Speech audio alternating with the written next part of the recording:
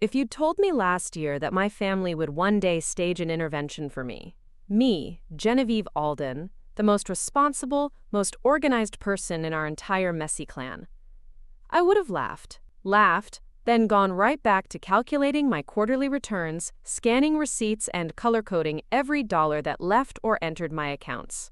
That's how ridiculous it sounded. But there I was, on the last Saturday of September, standing on the marble threshold of my parents' house, my leather tote still slung over my shoulder, my keys still dangling between my fingers.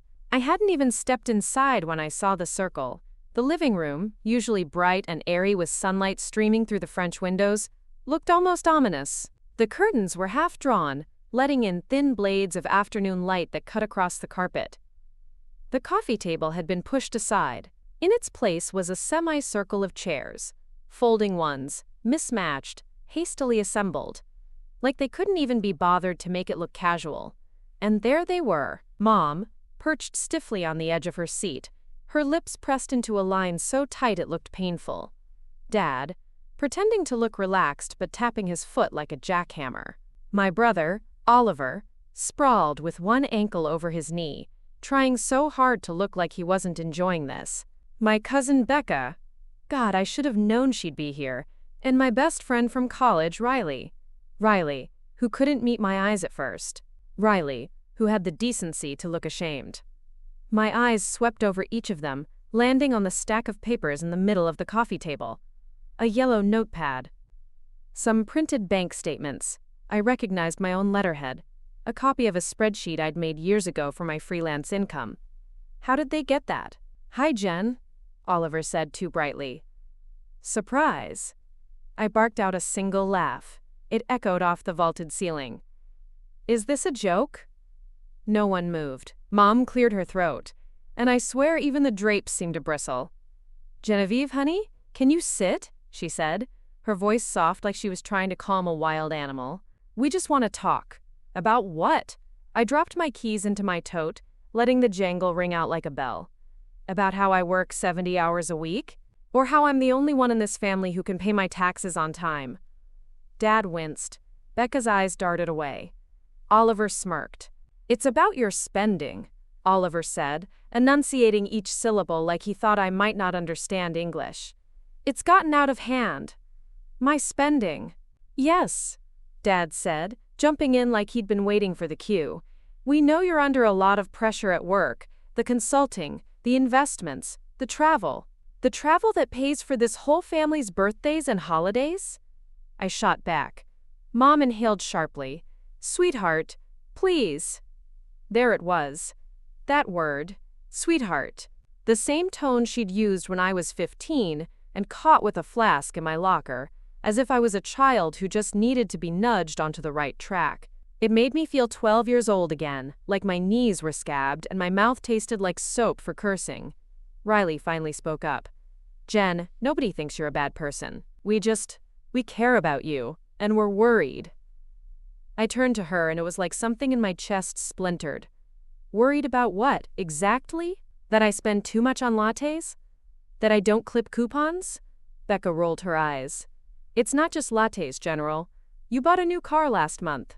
A Tesla, which I paid for in cash. And which uses no gas, thank you very much." "That's not the point," Oliver snapped. "You don't even see it, do you? The new condo, the designer clothes, the 5-star hotels." "I can afford it," I hissed. My heart was pounding so hard I could feel it in my teeth. "Every single thing I've bought, I paid for outright. No debt, no loans, unlike some of you." Becca bristled. I'd hit a nerve. "Good." Mom held up her hands like a peacekeeper. "We're not judging you, honey. We're trying to help." "Help me with what?" I snapped. "I manage my own money. I've been supporting myself since I was 17. Unlike—" I stopped myself, but the words were there, dripping venom behind my teeth. "Unlike Oliver, who'd borrowed 20 grand from me to start his app that flopped in 6 months. Unlike Becca, who'd defaulted on her student loans twice before I co-signed. Unlike Dad, who nearly lost the house in the last recession. And yet here they were, telling me I had a spending problem." Mom gestured to the notepad on the coffee table. We spoke with Riley. She said you've been working late. She's seen the bills. Riley flinched. I just wanted… I rounded on her. You gave them my bank statements?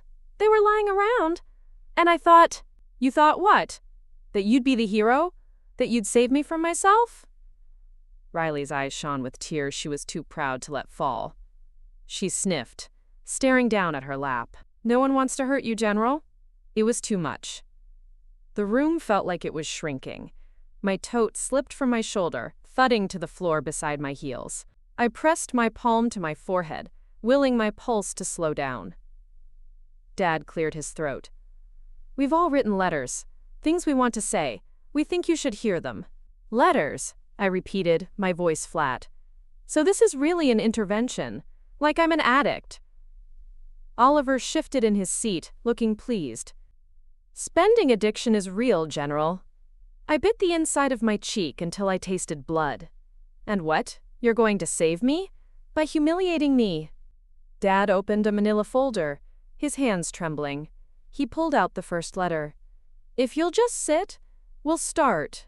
I didn't sit. I crossed my arms, glaring at each of them in turn. I could see how they thought they were being noble, how they probably imagined themselves as the brave ones, taking a stand. They'd all see. Dad began to read. His voice was low, measured. He talked about my childhood, about how I'd always been driven, about how I'd skipped prom to work a double shift at the diner because I wanted a better laptop for college, about how they worried that drive had turned into something else, something ugly and unmanageable. When he finished, Mom dabbed at her eyes with a tissue. Becca read hers next, dripping with passive aggression. She talked about how she admired me but felt I was out of touch with reality. Oliver followed suit, every line in his letter laced with smugness. I wanted to punch him. Riley's letter was last. She didn't read it out loud, she just handed it to me, her hands trembling. I didn't take it. It fluttered to the floor at my feet. When they were done, the silence pressed against my eardrums like static. I bent down, retrieved my tote, and pulled out my phone. With one swipe, I opened my banking app. I turned the screen to face them. They all squinted at it, then leaned in. Dad's mouth fell open. Oliver's smirk faltered. Becca's eyes flicked from the screen to my face, disbelief warring with envy. Riley gasped. You want to see my spending? I said, my voice shaking. You want to see where every dollar goes? Fine.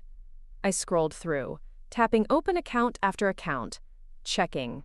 Savings, brokerage, retirement, business, high-yield investments. The numbers glowed in neat rows. 6 digits, 7 digits. More. I'm not in debt, I said, my tone hard as granite. I'm not blowing through an inheritance. I'm not living on credit cards. Every dollar I spend is covered 10 times over. You think I'm reckless? I'm strategic. You think I'm indulgent? I'm investing in myself. And in you. I jabbed a finger at Oliver. Who covered your rent for 8 months when your startup tanked? He flinched. Silence. I turned to Becca. Who co-signed your loan when you defaulted twice? She looked away. And you, I said to Dad, softer now, who refinanced the house for you when the bank wouldn't touch you after the crash? He looked like he'd shrunk in his seat, his shoulders caving inward. Mom was crying outright now, dabbing at her nose with her sleeve. Riley had her hands pressed over her mouth. I'm not your problem, I whispered. I'm your safety net. No one spoke. The only sound was the slow tick of the grandfather clock in the hallway. I shoved my phone back into my bag. My voice was calm, but my vision blurred with tears that would not fall yet. If you wanted to help me, you could have asked how I'm doing. If you cared, you'd have asked why I work so much. You'd have asked if I sleep at night, if I'm lonely, if I'm happy. They looked so small, so foolish, so blind. I stepped back, my heel knocking into the edge of the coffee table. I wanted to scream. I wanted to curl up in the dark and let the storm inside me out, let it burn every bridge between us. But instead, I said, I hope you're happy. You got your little show. I reached for the door. Riley stood up, her eyes pleading. Jen, wait. I paused, hand on the doorknob. My reflection in the hallway mirror looked nothing like me. The woman, staring back, looked like she'd just had her bones hollowed out, her skin stretched thin, over secrets she never meant to share. I turned my head just enough to catch them all in my periphery. Don't worry about my spending problem, worry about how you'll pay your bills next month, because the Bank of Genevieve Alden is closed. And then I left. Out the door, down the steps, the autumn air biting at my cheeks. I kept walking, all the way to my car. I sat behind the wheel, my heart ricocheting inside my chest like a trapped bird. My phone buzzed once, then again. Calls from Riley, from Mom, from Oliver. I let it ring. I needed the quiet. I needed the sound of my own breathing, the sound of my pulse slowing down as I stared at the windshield, at the trees shedding gold and copper leaves that drifted down like pieces of the life I'd just burned to the ground. But this wasn't over. They'd seen my bank statement, but they hadn't seen Chisal yet. The real me, the one I was about to become. Before we jump back in, tell us where you're from. If this story moves you, please subscribe. Tomorrow I have a special story for you. I stayed in my car for what felt like hours. The engine off, the radio dead, just me and the echo of every word they'd hurled at me like stones wrapped in cheap concern. The leather seat beneath me felt too cold, my palms too warm, where they pressed against the steering wheel. For a moment I could see my reflection in the rearview mirror. Eyes rimmed red, hair coming loose from its clip, lips chewed raw. I didn't recognize myself. But what rattled me more was that maybe they were right. Not about my spending, but about the wall I'd built around myself. The fortress of cash, the safety net no one could tear through, the thing that made me untouchable, or so I thought. Now it felt less like armor and more like chains. Heavy, isolating, a fortress that kept everyone else out but locked me in with my own doubts. The phone buzzed again. Mom's name this time, then Riley's, then a flurry of texts from Oliver that I knew I'd never open. I silenced the notifications, dropped the phone onto the passenger seat, and started the car. The Tesla hummed to life so quietly that for a second it felt like the world was holding its breath, waiting to see what I'd do next. I pulled out of the driveway, tires crunching over the scattered leaves that had started to pile along the edges of the curb. I didn't look back at the house. I couldn't bear to see them peeking through the curtains, wondering if they'd gone too far. They had. But maybe I had too. It wasn't until I was halfway across town, the sun dipping low and bleeding orange into the horizon, that I realized I had nowhere to go. My condo was spotless, staged like a magazine spread but lifeless. Going back there tonight felt like stepping into a mausoleum where I was the only ghost. So I drove aimlessly. Through the old neighborhoods where the streets were still patched with cracked asphalt, where I'd once scraped my knees racing Oliver on our bikes. Past the coffee shop where I'd studied for my CPA exams, my face buried in textbooks while the world spun on without me. Past the Riverwalk where I'd once kissed someone whose name I could barely remember now, back when the only thing I craved more than money was to be seen. I ended up at the edge of town, where the new developments were sprouting like weeds. Glass towers, luxury apartments, rooftop pools, all bright lights and promises of the good life. I parked in front of a building that hadn't even opened yet. A massive billboard advertised, "The Residences at Pinecrest, Urban Elegance, Rural Calm."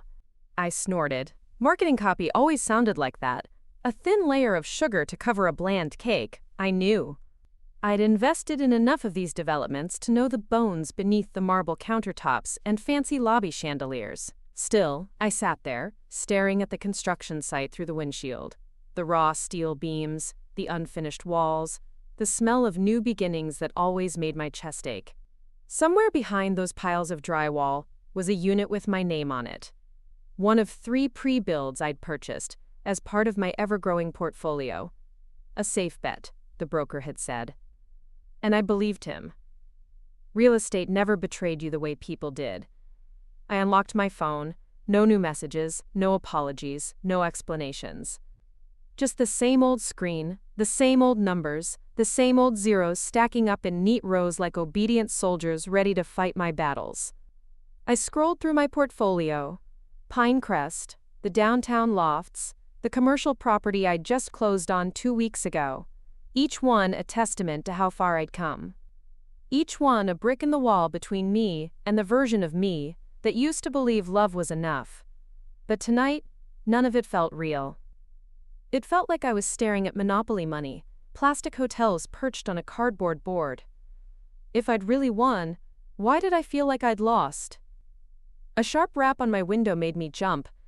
My phone slipped from my hands, clattering to the floor mat.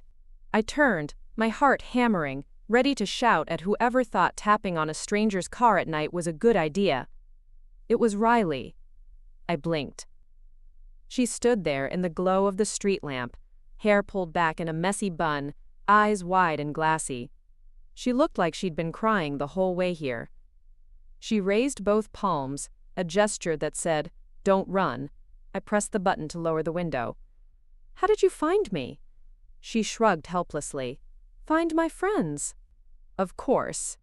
I'd once joked that she was the only one I'd share my location with, my safety blanket for late-night business trips and conference dinners that turned into whiskey-soaked hotel bars.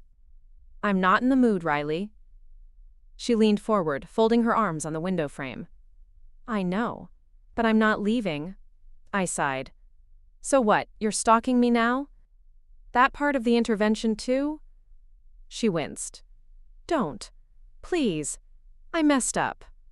"Yeah, you did." Silence stretched between us, so thick it muffled the hum of passing cars. She rubbed at her temples like she was searching for the right words in a soup of regret. "I didn't mean for it to go that way," she said finally. I thought if they saw how stressed you are, they'd back off. I didn't know they'd twist it into that." I stared straight ahead, refusing to look at her. "And my bank statements? You just found them lying around?" "They were in that envelope you gave me, the one with the receipts for the Pinecrest expenses." "I wasn't snooping, General, I swear. I saw all the zeros and I freaked out." "I work for those zeros," I snapped. "I bleed for them. They're not your business." "I know." Her voice cracked. "I know." Something in me softened. Not much, but enough that I felt the sting of tears at the corners of my eyes.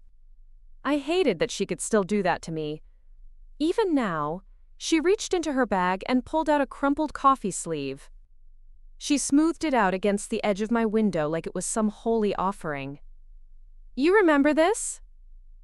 I frowned at it. A generic cardboard sleeve with a half-faded logo. "It's a coffee sleeve." She let out a short, broken laugh. "It's from the day you got your first client. You were so excited. You bought me a latte and wrote on the sleeve, 'To the best friend who bet on me when no one else did.' I kept it in my wallet for 7 years. I closed my eyes. A memory flickered. Me, 23, in a cheap blazer 2 sizes too big, scribbling that message with a dull Sharpie because I couldn't afford fancy thank you cards. Riley had lent me $500 for my first conference, back when my entire savings account held less than that. "I never stopped betting on you, Jen," she whispered. I forgot what that looked like. I'm sorry." The anger inside me sputtered, the way a storm sometimes dies all at once, leaving only a weird, breathless calm. I didn't want to forgive her. Not yet. But I also didn't want to stay angry at the one person who'd stood in my corner before I'd built my fortress. I leaned back in my seat, eyes on the construction site beyond her shoulder. "What do you want from me, Rye?" "Dinner," she said without missing a beat. "A real dinner. Not delivery. Not business talk. Not a checklist. Just you. And me. And maybe a cheap bottle of wine that isn't on a corporate tab." A laugh slipped out, short and dry. "Now? It's 10 o'clock. "Now," she insisted. "Please." I hesitated. Then I killed the engine, grabbed my phone, and stepped out into the crisp air. She pulled me into a hug before I could protest, her warmth leaching into the cold place in my chest that had been aching all night. It didn't fix everything. Not by a mile. But it was a start. Dash dash dash dot dot. We ended up at the only diner still open in this side of town. A tiny place called Marv's that smelled like burnt coffee and nostalgia. The waitress barely looked up when we slid into the booth, just slapped down 2 laminated menus that hadn't been updated since the Bush administration. Riley ordered fries and milkshakes. I ordered tea, because my stomach felt too tight for anything else.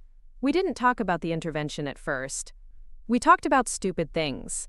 The local high school's losing football team, the new dog her landlord let her adopt, the neon sign above the counter that buzzed like a trapped bee. Eventually, though, the silence circled back around us, pulling the words we'd both been avoiding right into the middle of the table, like a bill we couldn't ignore. "I'm scared for you," she said finally. Her voice was so small I almost missed it over the clatter of dishes in the kitchen. "Not because you spend money, because you don't trust anyone anymore." I stirred my tea, watching the bag swirl like a drowned flag. "You think I should?" "I think you should try." I thought about that. About what it would mean to open the gates of my fortress. Even a crack. What it would cost me to let someone in far enough to see the panic. I stuffed behind all those zeros and spreadsheets. "It's not that easy," I said. "I know." She nudged my foot under the table.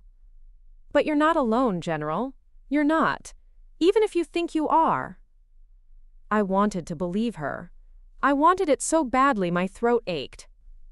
But my mind kept flicking back to that circle of folding chairs, those letters, that smug smirk on Oliver's face when he said, "Spending addiction is real." "I can't forgive them," I said. "Not yet." "Then don't," she shrugged. "Forgive me instead." I met her eyes. Tired, puffy, but still that same stubborn spark that had made me love her like a sister since the day we met. I didn't say the words, but I think she saw it in my face. A promise that maybe, someday, I'd let the walls down for her. For me.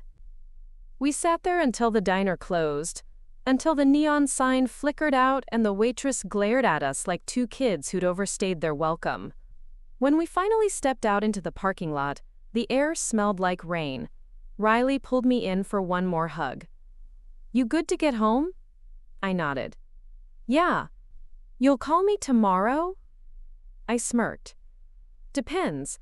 You gonna stage another intervention?" She laughed, then pressed her forehead to mine. "Go home, Genevieve. Sleep. Tomorrow's gonna be a better day." She got into her beat-up Civic and drove off, taillights shrinking until they were just 2 red pinpricks in the dark. I stood there a moment longer, listening to the whisper of the wind through the empty lot. Then I got in my car, turned on the radio for the first time that night, and let the music drown out the echo of everything I wasn't ready to feel. Tomorrow, they'd still be my family. Tomorrow, the fortress would still stand. But maybe, just maybe, there'd be a door I could crack open. For Riley. For myself. Because they'd seen my bank statement, but they hadn't seen my heart yet, and I was done keeping it locked away. Dash, dash, dash.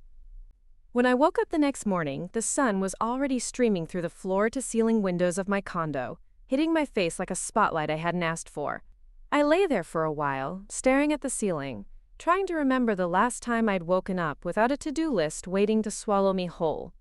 My phone was on the nightstand, screen lit with missed calls. 1 from Dad, 3 from Mom, 2 from Oliver. No voicemails, though, which made me smile bitterly. Even now, they couldn't bear to say the words out loud. Maybe they still thought they were right, that they'd done me a favor by cornering me with their letters and half-baked concerns. Only one message made me pause, a text from Riley that said simply, "Call me if you need to breathe." It made something in my chest unclench. Just enough for me to push off the covers and pad into the kitchen, barefoot, my silk robe dragging on the polished wood floors. I poured myself coffee from the French press I'd left on the counter last night. It had gone cold, but I didn't care. I sipped it standing by the window, watching the traffic crawl below my high-rise, like ants dragging scraps back to a nest. They always told me I lived too high above everyone. Too far removed. too isolated in my tower of glass and stone and zeros. Maybe they were right. But no one had offered to climb up here and see the view with me. They just pointed at the penthouse and muttered about how I'd lost touch. I drained the mug, set it down in the sink, and found myself drifting into my home office. The room looked exactly like the nerve center. It was wall-mounted screens displaying market tickers, 2 desks covered in neatly stacked folders, a whiteboard scribbled with timelines for my next 3 property deals.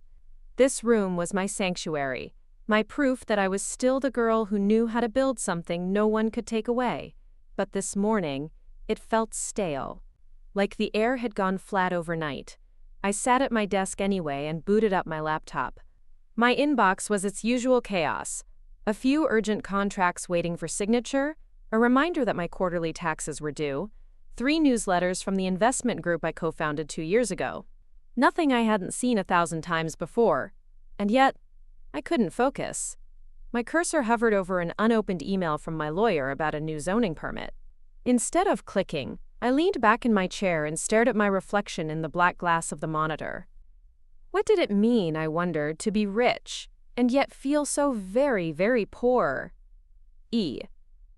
My phone buzzed again, jolting me out of the thought. This time it was an unknown number. For a moment, I considered letting it ring out. Then, on impulse, I answered. "Genevieve Alden," I said, voice clipped out of habit. "Genevieve?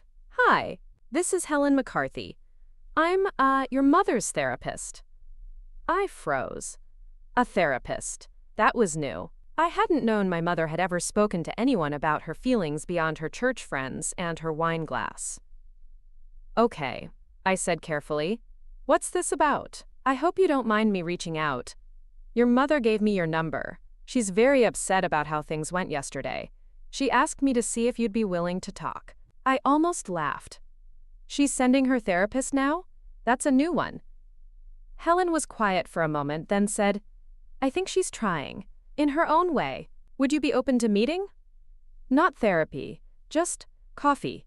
Neutral ground." My first instinct was to say no, to hang up and block the number, to keep the fortress sealed tight. But a tiny, traitorous voice in the back of my mind whispered that maybe this was the crack Riley had asked me to consider. Maybe this was me trying. "Fine," I said. "1 coffee. Today. .. I met Helen at a small cafe near the park. Not the kind of place I'd normally go. Mismatched mugs, dusty shelves of used books, the smell of burnt espresso. But that was probably the point. No pretensions. No granite countertops or linen napkins. Just a table by the window and a cheap ceramic cup that warmed my hands while I waited. Helen arrived 5 minutes late, wearing a chunky knit sweater and tortoiseshell glasses that made her look more like a college librarian than someone who specialized in untangling other people's traumas. She smiled warmly when she saw me. "Genevieve, thank you for coming." I gave a tight nod. "Let's get this over with." She didn't flinch, points for her. She sat down opposite me and wrapped her fingers around her cup like it was an anchor. "I won't pretend to know everything that happened yesterday," she began, her tone gentle but steady. "But I know your mother regrets how it played out." "Does she?" I said. "Or does she regret that I didn't cry and beg them to fix me?" Helen tilted her head. "She regrets not listening to you more. She regrets not asking what you needed." I huffed a laugh. She had her chance. Helen leaned forward, lowering her voice like she was telling me a secret. "Genevieve, do you know what she said to me this morning? She said, 'My daughter is stronger than anyone I know,' but I made her believe she had to be." The words landed somewhere deep inside me, a soft blow that left a bruise. I looked out the window, at the people strolling through the park, parents pushing strollers, couples walking dogs, kids running with sticky ice cream fingers. Ordinary people with ordinary problems. "I don't want her pity," I said finally. "It's not pity. It's remorse." I turned back to her, searching her face for any sign that this was a manipulation, another trick to draw me back into the fold. But Helen's eyes were steady, unblinking. "She's trying to understand you," Helen said. She's willing to come here to this cafe to sit with you. Would you let her?" I almost said no. I almost grabbed my bag and left. But then I thought of Riley, of that battered coffee sleeve, of the version of me that still wanted to be seen, truly seen, by the people who claimed to love me. I drew a breath so deep it scraped the bottom of my lungs. "Fine, bring her in." Helen smiled, relief flashing across her face. She stood and stepped outside. A moment later, my mother walked in, small and hesitant, her hands twisted in the strap of her purse. She looked older than I remembered, or maybe I was just seeing her clearly for the first time in years. "Hi, sweetheart," she said. I didn't move. "Sit." She did, perching on the edge of the chair like she expected to be scolded. I let the silence stretch between us until she squirmed. "I didn't want it to go that way," she said. "The letters. The circle. It was Oliver's idea. I thought—" "You thought you'd fix me," I said. She flinched. "No, I thought I'd get you back." I frowned. "Back from what?" From your fortress," she said, echoing the word that had been rattling around my head since yesterday. "From the part of you that thinks you have to buy love. Or protection. Or family." I felt my throat tighten, the heat behind my eyes threatening to spill over. I would not cry. Not here. Not for her. "You think money is all I care about," I said. "But it was never about the money, Mom. It was about what it could keep away."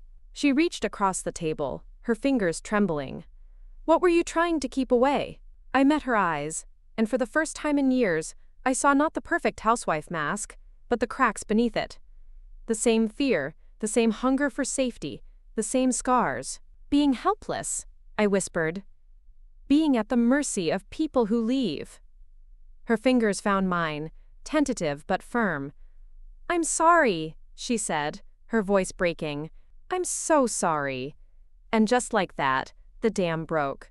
The tears came fast and hot, splashing onto the table between us. She didn't pull back. She just held my hands, her thumb brushing over my knuckles, the way she used to when I was a child too small to know what betrayal tasted like. We stayed like that until my coffee went cold, and the waitress gave us the side-eye for overstaying our welcome.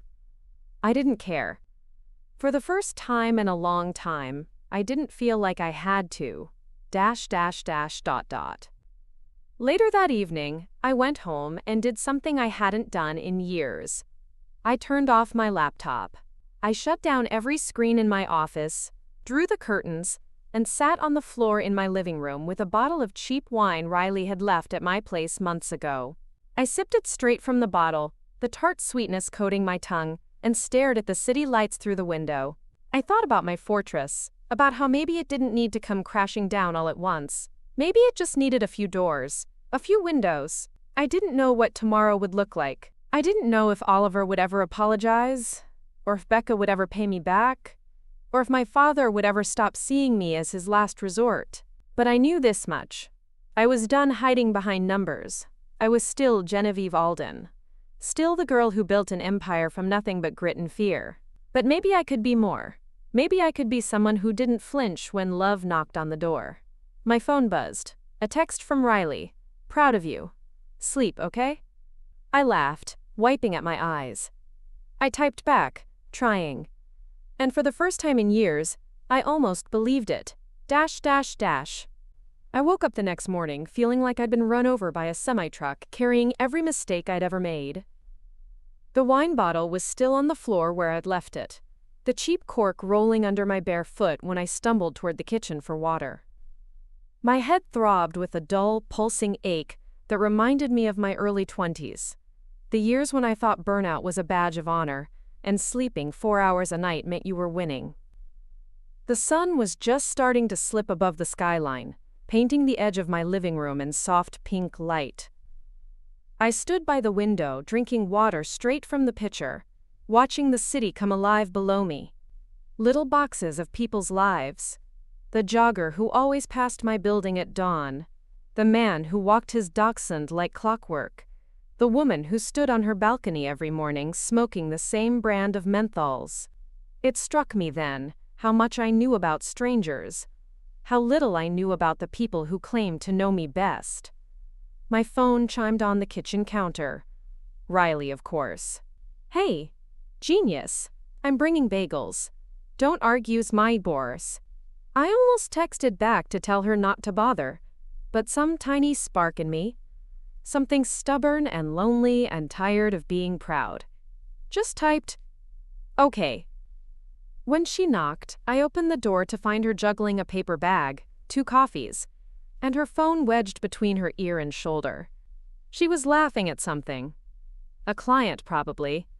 But the moment she saw me, the laughter softened into that gentle smile I'd never admit I relied on.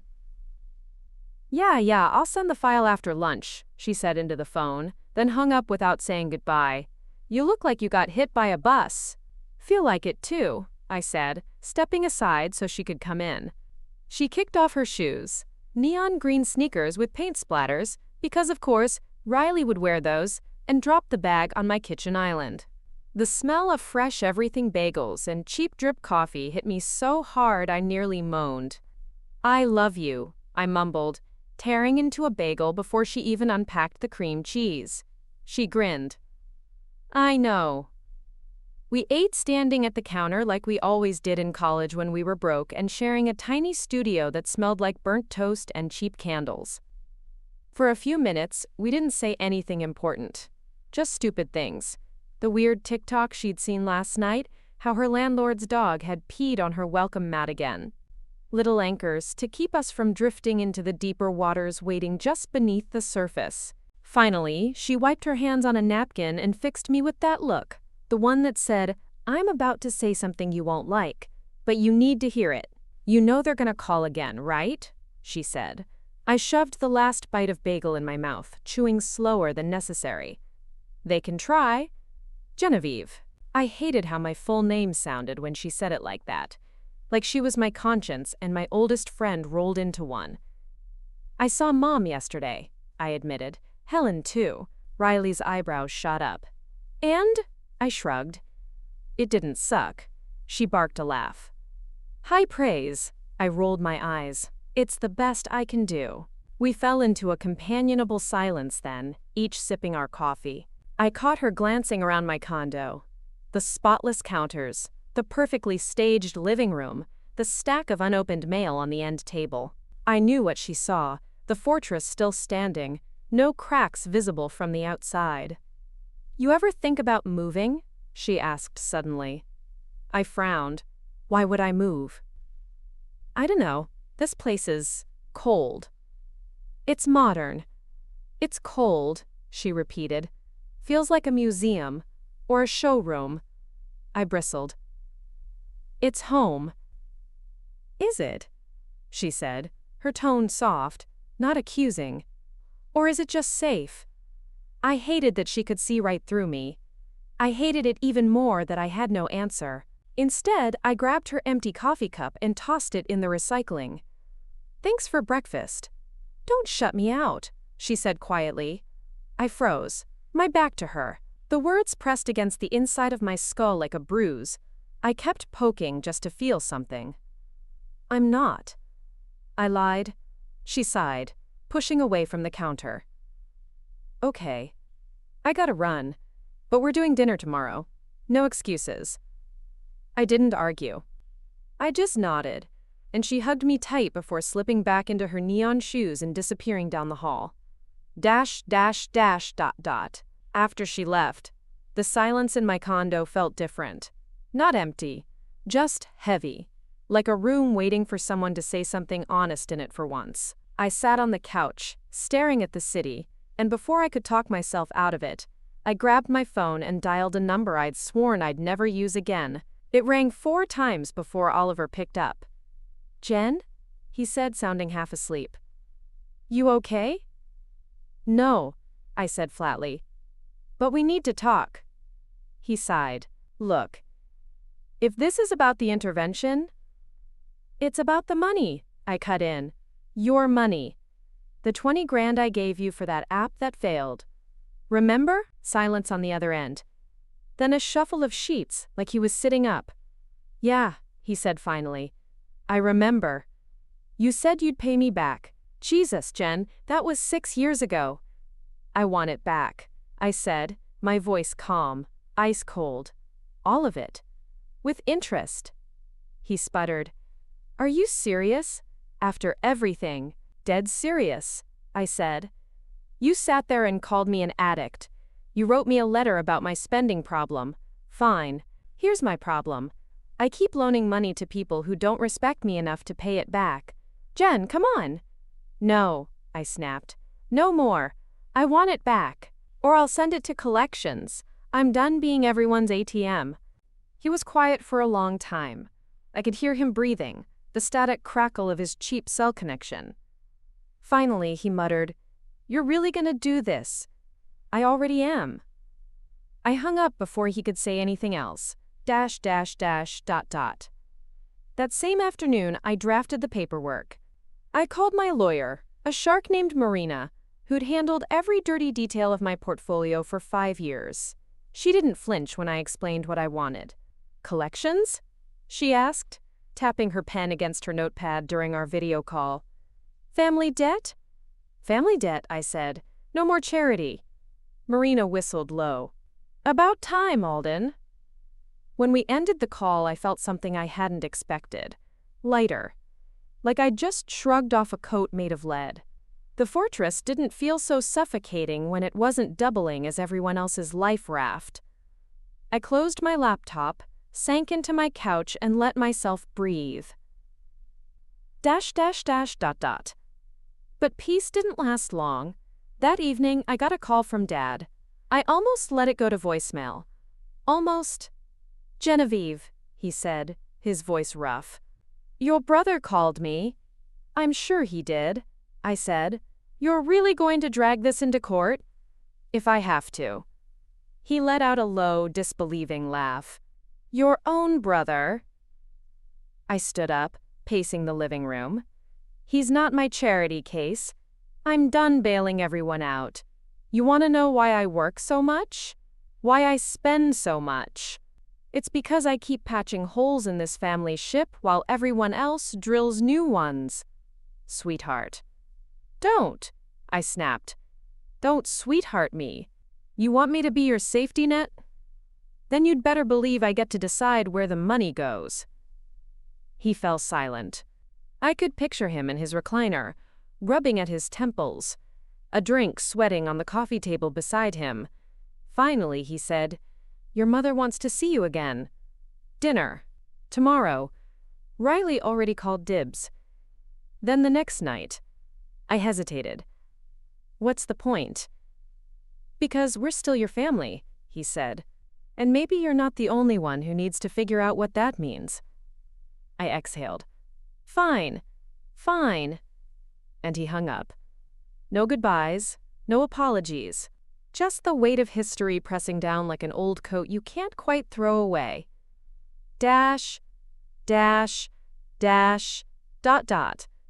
That night, I lay awake staring at the ceiling. I replayed the calls, Oliver's rage, Dad's brittle calm, Riley's soft insistence that I didn't have to do it alone.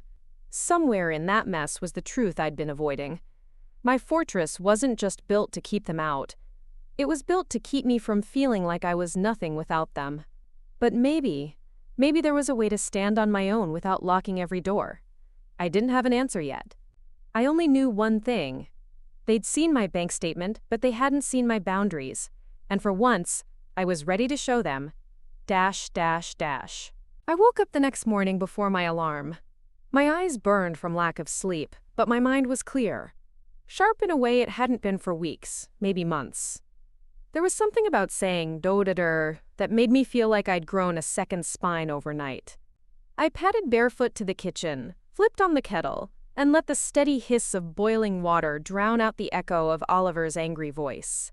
The sky outside was still the color of bruised peaches, the city lights flickering out one by one as the sun shoved them aside. I made myself a cup of green tea instead of coffee. It felt ceremonial somehow, like I was promising my body, Lasich strikes, I'll do better. I curled up on the couch, knees tucked to my chest, and sipped in the silence. When my phone rang, I half expected it to be Oliver again, ready to spit venom through the line. Instead, it was Riley. She didn't even say hi's. "You up?" she asked. "I'm always up," I said. She let out a short laugh that crackled over the speaker. "Okay, weird flex, but whatever. Listen, you still on for dinner tonight?" "Yeah," I said. "Dad wants to do the night after." She paused. "You gonna let him lecture you again?" "Nope," I said, surprising myself with the steadiness in my voice. "Not this time." "Good," she said. "I'll pick the place. And you're not paying." I snorted into my tea. "Riley, you literally borrowed $200 from me last week to fix your radiator." She groaned. "Let me have this. You're gonna ruin my hero moment." I smiled. A real one this time, small and lopsided. "Fine. Your treat." "That's right," she said. "And hey, proud of you." The words lingered long after she hung up. Maybe it was stupid, but hearing them made something inside me straighten. A single sentence, so simple, but it felt like a hammer chipping away at the thick walls I'd built to keep everyone out. ... After I showered and dressed, I did something I hadn't done in ages. I left my laptop shut. I didn't check my brokerage accounts. I didn't scroll through my savings or my property dashboards. I let it all sit there, untouched, while I pulled on jeans and a soft gray sweater that still smelled faintly of the lavender sachets my mother always put in my drawers when I was little. By mid-morning, I found myself drifting to a part of town I hadn't visited since I signed the lease on my condo. A few blocks south, near the old library with its sun-faded steps and windows so tall they looked like they'd been lifted straight from a cathedral. It was quiet there, a rare pocket of calm in the city's endless buzz. I sat on a bench near the library steps, watching college kids pass by, earbuds plugged in, lives not yet burdened with mortgages or family drama or bank statements with more zeros than they knew what to do with. A woman walked past me, pushing a stroller, her baby's tiny face peeking out from under a yellow blanket. She caught my eye and smiled. I smiled back, but my chest tightened like I'd swallowed a fistful of gravel. What would it look like, I wondered, to have that kind of simple purpose? To build something that didn't have dollar signs attached to every brick? I didn't know. Maybe I never would. But today, for once, I didn't feel like a machine built only to earn and spend and fix. When my phone buzzed, it was a text from Marina, my lawyer. "Collection notice filed. We'll keep you posted." I typed back, "Thank you." And that was it. No panic, no second thoughts. The fortress was still standing, but the drawbridge was up. For the first time, that felt right. ... That night, Riley took me to a tiny Italian place hidden behind an old theater. The kind of spot you wouldn't find unless you knew to look for the green door covered in ivy. Inside, the walls were the color of old wine, the tables cramped together so close we could hear the couple next to us arguing about whether to adopt another cat. We sat in a corner booth, our knees knocking under the table. She insisted on ordering for both of us.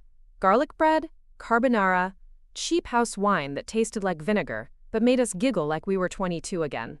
Halfway through her second glass, she leaned back and gave me that squinty-eyed look she got when she was about to start trouble. "So, when are you gonna go on a date?" I choked on my pasta. "Excuse me?" she cackled. "You heard me. When's the last time you let someone buy you a drink instead of you buying them a future?" I rolled my eyes, but my cheeks burned. "Riley, I do not have time for dating."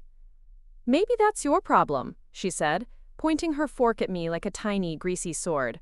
"You don't make time for anything except work and fixing everyone else's disasters. What about you?" "I have me," I said, shrugging. "Yeah, and you're amazing. But you're also lonely as hell." I opened my mouth to snap back, but the words caught in my throat. Because she was right. She always was. Before I could muster a response, her phone buzzed on the table. She flipped it over, then froze. "Oh. So don't hate me." "What did you do?" I said, suspicious. "I may have told your mom where we are." I stared at her. "Riley." She cringed. "She called me." She said she just wants 5 minutes. I swear I didn't mean to blindside you. I sank back in my seat, pressing my hands over my face. You're impossible. I'm lovable. I peeked at her through my fingers. She gave me a tiny, pleading smile. And, damn it, I couldn't stay mad. Not at her. The green door swung open, and there she was. My mother, clutching her purse like it was the only thing keeping her upright. She spotted us immediately, hesitated, then made her way over. Riley slid out of the booth. I'm gonna, go to the bathroom. Coward, I muttered, but she just winked and scurried off. Mom sat down across from me, her eyes darting to my half-eaten plate, the crumpled napkin in my lap. Hi, I said, my voice flat. She took a deep breath. I won't stay long. I wanted to tell you I'm proud of you. I blinked. What? For standing up for yourself, she said, her voice trembling. I didn't see it before. How much you carry. How much you give. I don't want you to think. I don't want you to believe you have to buy our love. I didn't trust myself to speak. My throat felt tight. My eyes blurry. She reached across the table, her hand hovering over mine. Genevieve, she whispered, you don't owe us anything. And just like that, the tightness cracked open, spilling warm, ugly relief through my chest. I didn't take her hand. Not yet. But I didn't pull away either. Maybe that was enough for now. Riley reappeared just then, pretending not to notice the tears on both our cheeks. She slid back into the booth, waved the waitress over, and ordered dessert without asking. Chocolate lava cake. Always our thing when things were too raw to say out loud. And there, crammed into that tiny booth, under flickering candlelight, I let myself believe, just for a heartbeat, that maybe healing didn't have to be all or nothing. Maybe it could be small, messy, slow, ... A week later, Marina called me again. This time, her voice was crisp with the thrill she always got when a negotiation went her way. Oliver caved, she said. He's agreed to a payment plan. No interest, but you'll get the full amount within 18 months. I let out a shaky laugh. Thank you, Marina. You want me to handle Becca next? She asked, half joking. Let's give her a minute, I said. But yeah, maybe. When I hung up, I sat in my office, staring at the neat row of folders on my desk. Each one a piece of me I'd fought for, the properties, the investments, the ironclad contracts that kept me from ever feeling powerless again. For the first time, they didn't feel like handcuffs. They felt like tools, things I owned, not things that owned me. The doorbell rang. I startled, checking the clock. Noon. No appointments. I opened the door to find a delivery guy holding a giant cardboard box. No return address, just my name scribbled in black Sharpie. Delivery for Alden? He said. That's me. He handed it over and I set it down on my kitchen island, ripping at the tape with my keys. Inside was a mess of packing paper, and nestled in the middle, a small glass box. Inside that, the battered coffee sleeve I'd given Riley all those years ago. And a note. Asterisk, you bet on yourself. We're still betting on you too. R. Asterisk. I pressed the sleeve to my chest, the rough cardboard scraping my collarbone. For a moment, I let myself feel the full weight of what it meant. I wasn't alone. Not anymore. I took a deep breath, picked up my phone, and recorded a short voice memo for Riley. Just 2 words. Thank you, ... Before we jump back in, tell us where you're from. If this story moves you, please subscribe. Tomorrow, I have a special story for you. ... I didn't put the glass box away. I left it on my kitchen island, right where I'd see it every morning when I staggered in for coffee or tea. That coffee sleeve, that stupid, crumpled thing I'd scribbled on in a burst of naive hope, looked like nothing to anyone else. But to me it was proof that sometimes betting on yourself meant letting other people bet on you too. I still didn't sleep well. The fortress didn't just disappear because my mother said, Muncham sausage, muncham over dessert. I still woke up, tangled in the sheets, my mind racing with 1,000 shows what-ifs. But they didn't feel like knives anymore. More like paper cuts, small enough that I could breathe around them. I poured myself a cup of black coffee the next morning and scrolled through my emails. I had 6 missed messages from a potential buyer for the Pinecrest property. The same one I'd stared at the night after the intervention. The numbers made sense. Selling now would double my initial stake, free up capital for something new. I could do it with a single signature, just one click. But for the first time in years, I hesitated. Because maybe it didn't have to be another faceless flip. Maybe I could build something that lasted, something with my name on it that meant more than profit margin.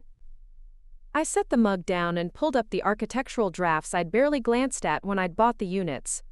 The raw blueprints glowed on my laptop, all angles and potential and white space waiting to be filled.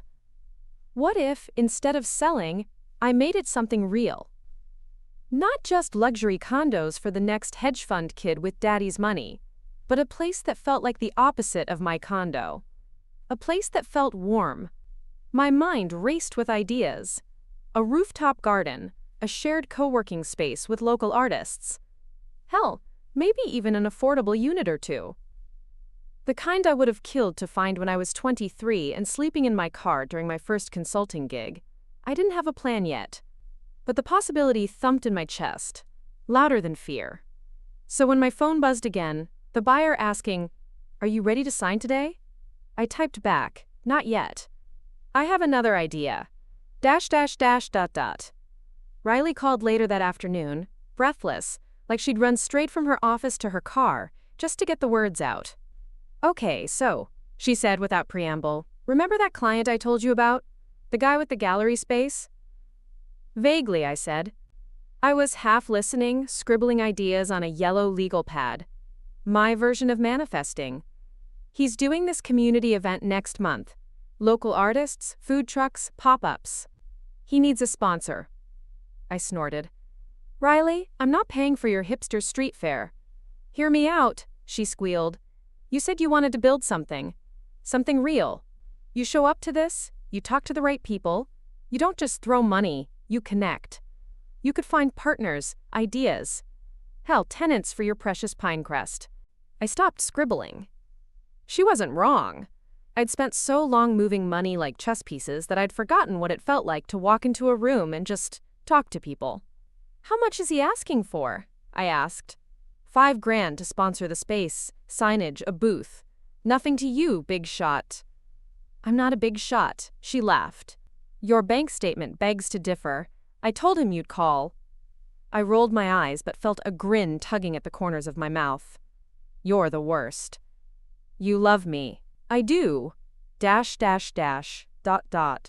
A week later, I found myself standing in the middle of a repurposed warehouse on the east side, surrounded by paintings, neon signs, and people who looked like they'd stepped out of a college catalog. I felt old, and rich, and awkward as hell. Riley was there, of course, bouncing around the booths like she owned the place, introducing me to every vendor and muralist and indie baker within 50 feet. "This is Genevieve," she'd say, as if that explained everything. "She's the reason we have a roof." They'd smile at me. Some curious, some skeptical, and I'd smile back, clutching my paper cup of bad wine like it was armor. Halfway through the evening, I wandered outside, drawn by the low hum of a jazz quartet playing under strings of fairy lights. I stood at the edge of the parking lot, the warm September air curling around my shoulders. For a moment, I let myself imagine what this would look like at Pinecrest. The rooftop alive with music and laughter, the walls filled with art, not just overpriced prints. "You look like you're thinking too hard," a voice said behind me. I turned to see a guy about my age, maybe a little older. Dark hair, a denim jacket splattered with paint. He had paint on his hands too, smudges that looked like he'd forgotten to wash them before showing up. "Maybe I am," I said. "Do I know you?" "Not yet." He held out his hand. "Caleb." "Genevieve." "Ah, the fabled sponsor." I rolled my eyes. Is that what they're calling me? He laughed, warm, unpretentious. Pretty much. So what's your angle, Genevieve? My angle? He gestured around the lot. Nobody drops 5 grand on free beer and fairy lights without an angle. I shrugged. Maybe I wanted to see what it would feel like. To do what? To be part of something that didn't have a contract attached, I said before I could stop myself. He studied me for a moment. Not the way investors did, calculating my net worth, but like he was trying to see under my skin. Yeah, he said finally, that's a good angle. We stood there for a while, watching the band pack up their instruments, the last stragglers drifting back inside. He didn't ask me what I did. I didn't ask him what he painted. It felt easy, like maybe the fortress didn't have to be demolished all at once. Just cracked open, brick by brick, ... A few days later, Riley and I met for coffee. Real coffee this time, no bagels, no tears. Just 2 friends at a wobbly table in a cafe that smelled like cinnamon and ambition. I saw you talking to Caleb, she said, wagging her eyebrows. I snorted. It wasn't like that. Yet, she teased. Riley. Okay, she laughed. But you liked him, right? I shrugged, stirring my latte. I liked the idea of not being that Genevieve for a minute. She sobered, resting her chin in her hands. You know you don't have to choose, right? You can be the woman who owns half the block and the woman who dances barefoot on a rooftop. I raised an eyebrow. When have I ever danced barefoot anywhere? Metaphorically, she said. Jesus, you're exhausting. I threw my sugar packet at her. She caught it, crumpled it in her fist and grinned. But really, what's next? I thought about the Pinecrest units, the sketches on my kitchen table, the community event that made me feel like maybe I could build something that didn't feel like a mausoleum. I think, I said slowly, I'm gonna turn Pinecrest into something real. Not just luxury condos, maybe a co-op, maybe a gallery space. Something that gives back. Riley's eyes sparkled. I love this for you. You're gonna tell everyone it was your idea, aren't you? Obviously. We laughed until the barista shushed us. And when I looked at her, I didn't see the friend who'd handed my bank statements to my family. I saw the girl who'd bet on me first, and the woman who'd do it again. ... A week later, I stood in my condo, papers spread out on the dining table. Sketches, budgets, zoning permits. For the first time, my spreadsheets didn't feel like shackles. They felt like seeds. When my mother called that night, I answered without bracing myself for impact. Sweetheart, she said. I heard from Becca. She's ready to talk. I exhaled. About what? You. The loan. The way we've leaned on you. She's ashamed. I don't want her to be ashamed, I said, surprising myself. I know, Mom said softly. I told her you just want us to stand on our own feet. She understands now. I pinched the bridge of my nose, feeling the last bit of tension slip from my shoulders. Tell her to call me. I will. She paused. And Genevieve? Yeah? I hope you know you're more than what you've given us. We love you. Not your money. It still hurt, but it hurt less. Thanks, Mom. When we hung up, I stood there in the dark, staring at the city lights. They didn't look like bars on a cage anymore. They looked like windows. I had a long way to go. But maybe, just maybe, I wasn't alone on the road. ... The next morning, the sky over the city looked like wet slate, streaked with bruised purple clouds threatening rain. I stood at my window with my second cup of coffee cooling in my hands, watching the first fat drops splatter against the glass. I'd always hated rain. It reminded me of years I'd spent cold and broke, running through downpours in worn-out shoes that squelched by the time I got to my shift at the diner. But this morning, the patter was oddly soothing, a reminder that sometimes you had to get drenched to feel clean again. My phone buzzed on the counter. Becca's name. I stared at it for 3 rings, my heart ricocheting in my chest. Then I answered before I could talk myself out of it. "Hey," she said, her voice small, barely louder than the rain. "Hey." Silence stretched between us, heavy with all the words we'd both swallowed for years. She was the cousin who'd always been more like a sister, the one who borrowed my sweaters and my secrets before she started borrowing my money. The one I'd loved like blood until the debts and the resentment built a wall neither of us could climb. She began, then stopped. I heard her sniff. I didn't know how bad it had gotten. I didn't know you felt. "Don't," I said gently, closing my eyes. "Don't say you didn't know. You did. We all did." She let out a broken laugh, the kind that cracks at the edges. "Yeah, I guess we did." We both fell quiet again, listening to the rain, the static hiss of old wounds bleeding out through the line. "I'm working extra shifts," she said suddenly. "At the clinic.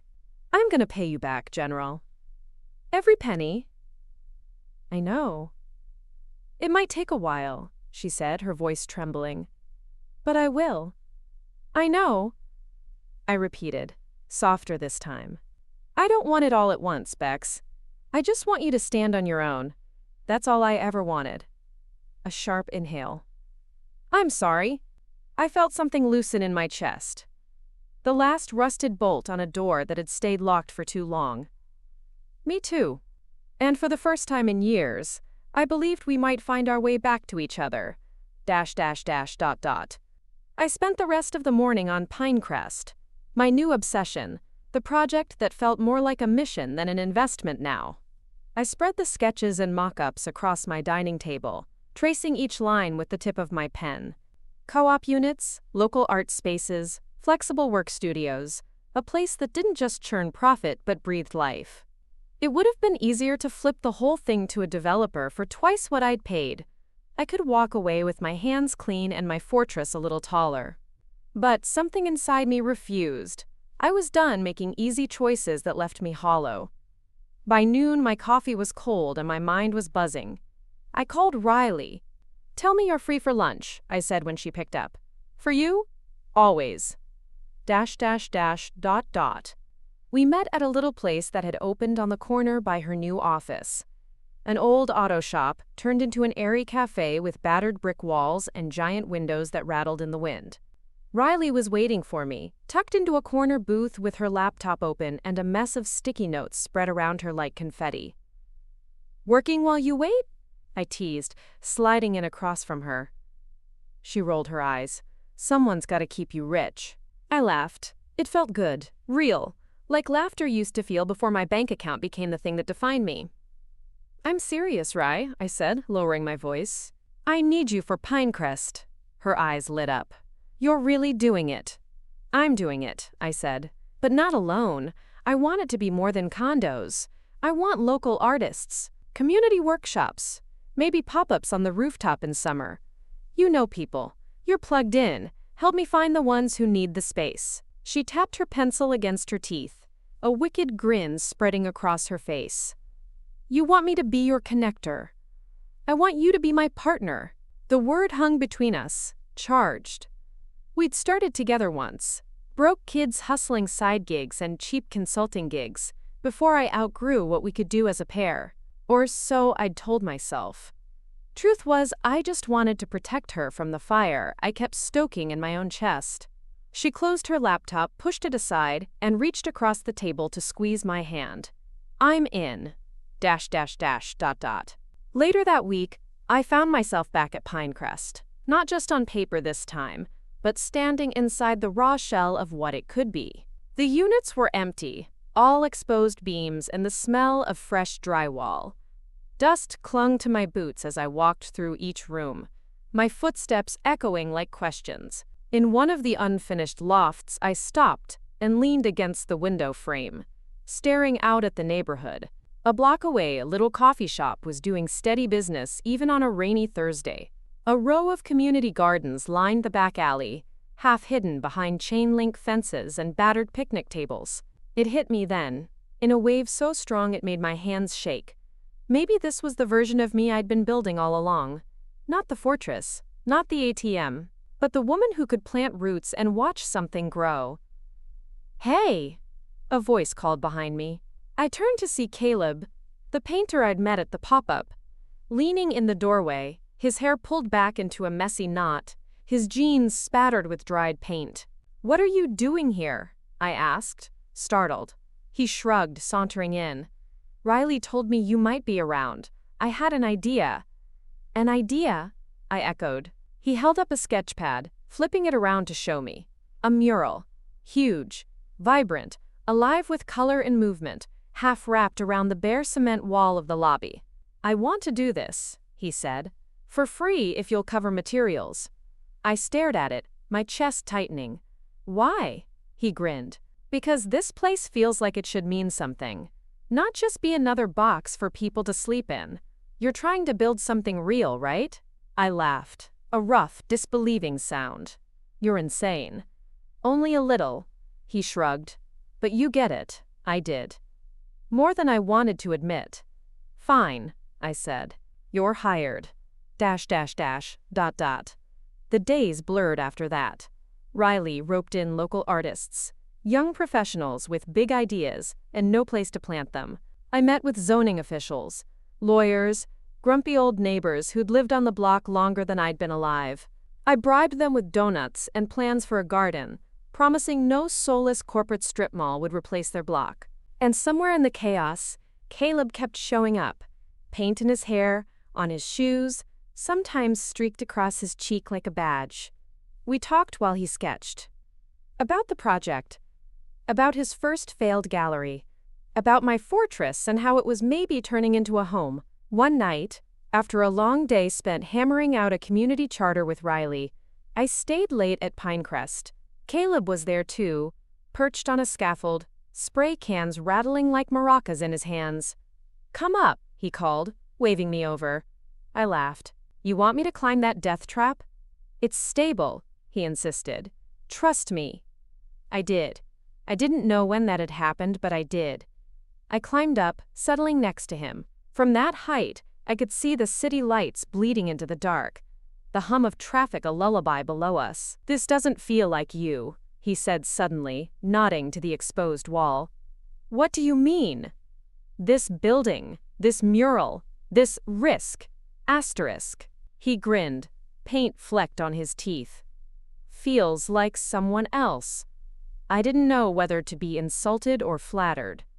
"Who does it feel like then?" He studied me. Really studied me, like he was reading my pulse in the lines of my face. "Feels like who you were before the fortress." I looked away, blinking hard. "Maybe I don't remember her." "Maybe she's still here," he said. "Maybe she's painting walls at midnight instead of counting her money alone in the dark." I didn't answer. I didn't have to. He leaned closer, so close I could smell the paint and something warm, human, unpolished. I wondered what it would feel like to close the last gap, but he didn't push it. He just bumped his shoulder against mine, a promise without a demand. .. 2 weeks later, Pinecrest's lobby was alive with color. Caleb's mural blooming across the concrete like a garden in permanent spring. Riley ran a pop-up market in the unfinished units.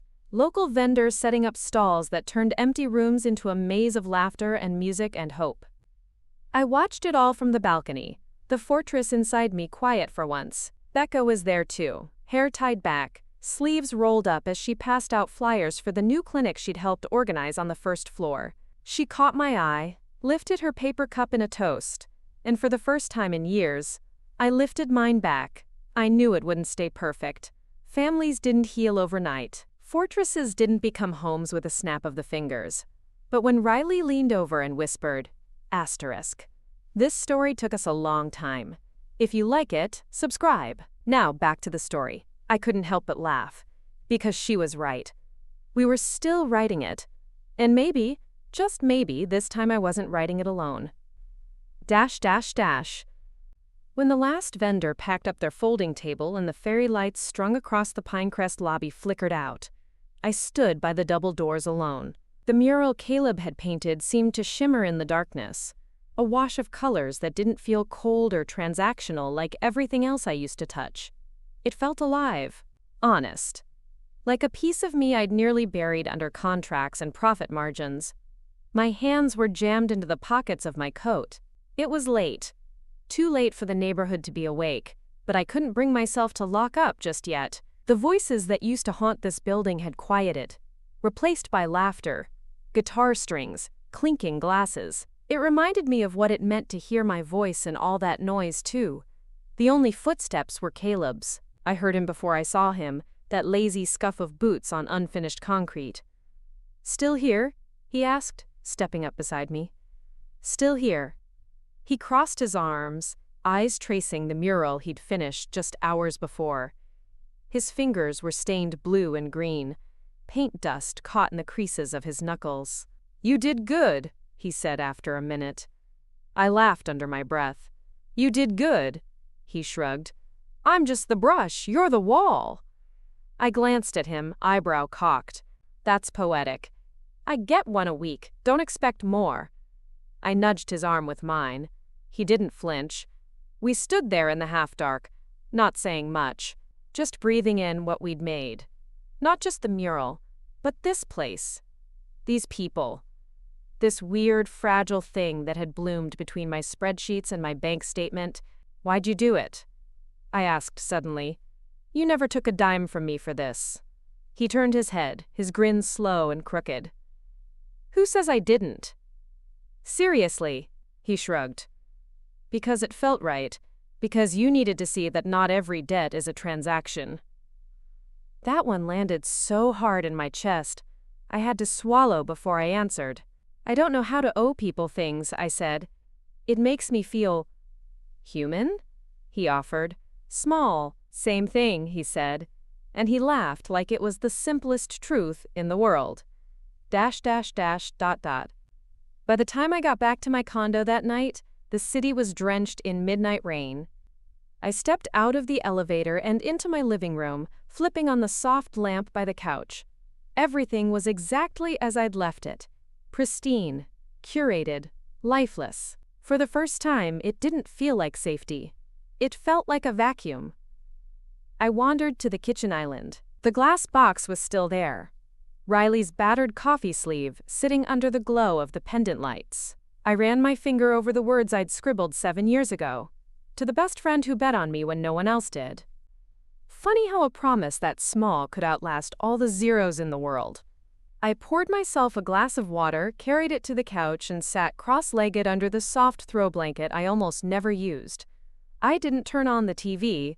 I didn't open my laptop. I just sat there, listening to the rain hammer the windows like a question. Now what? I didn't know.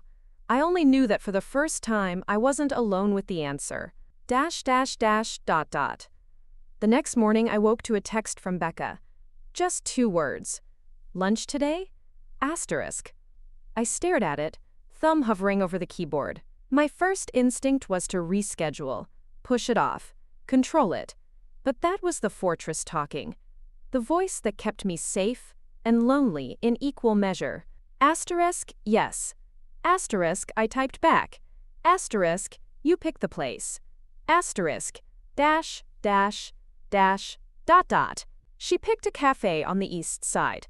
The kind of place we used to haunt in our 20s, when all we could afford was drip coffee and splitting a muffin. The moment I stepped in, this smell hit me.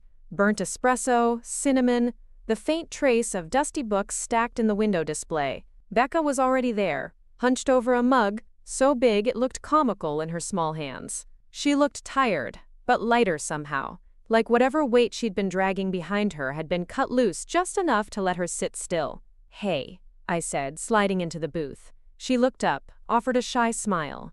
"Hey." We sat like that for a minute, the scrape of mugs on saucers louder than our silence. Finally, she cleared her throat. "I talked to Mom. And Oliver. And Dad." I bristled, but I didn't pull back. "Yeah?" "They know you mean it this time," she said. "About the money. About the boundaries." "Good." "I told them you shouldn't have had to say it twice." My eyes flicked up. "Becca." "No," she said, shaking her head. "Listen, I know I've leaned on you. Too much. We all have. It's like, I don't know, you were this bottomless well we could drink from, and we didn't think about what that cost you. It cost me, I said. My voice didn't shake. It just was. I know, she whispered. I'm gonna fix it. I'm gonna get right. You don't have to fix it all at once, I said. Just don't make me your insurance policy anymore. She smiled. Small, watery. Deal. ... After lunch, we walked the block together, shoulders brushing like we used to when we were kids. She told me about the clinic job, the hours, the new manager who actually respected her, the coworkers who made her feel like maybe she wasn't always messing up. I didn't tell anyone I was going back to my parents' house until I was already halfway there. It was Riley who guessed. She called just as I was pulling off the freeway, her name flashing across my dashboard screen like a bright lifeline I wasn't sure I deserved. "Where are you?" she asked, not bothering with hello. I sighed, adjusting my grip on the wheel. "Headed to the intervention headquarters." She snorted. "Brave or insane?" "Probably both." "Do you want me to come?" "No," I said, shaking my head, even though she couldn't see me. "If they start another intervention, just call the fire department." She laughed, but it didn't quite reach her voice. "You sure you're ready for this?" "I don't know," I said honestly. "But I'm going anyway. ...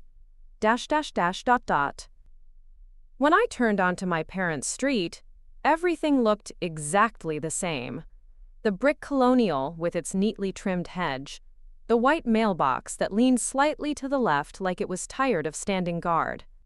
The memory of that stupid circle of folding chairs made my stomach clench, but I forced myself to breathe through it. I parked at the curb instead of the driveway, half out of habit, half out of stubbornness. This wasn't a homecoming. This was a check-in. A temperature read on wounds that had started to scab over but still itched in the dark. The front door opened before I could knock.